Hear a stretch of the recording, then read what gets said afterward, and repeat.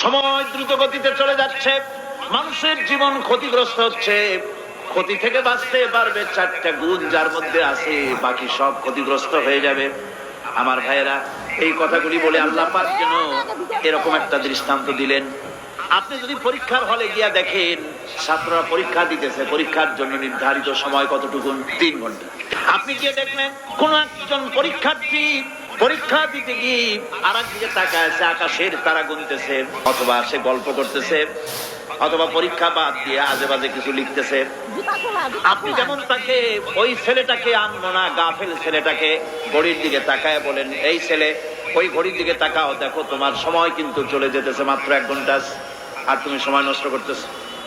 আল্লাহ যেন স্নেহ পরবশে তামাম পৃথিবীর গোলামদেরকে, বান্দাদেরকে আঙ্গুল নির্দেশনা দিয়ে বলছেন, বান্দারা প্রতি মুহূর্তে তোর জীবনের মূল্যবান সময় চলে যেতেছে।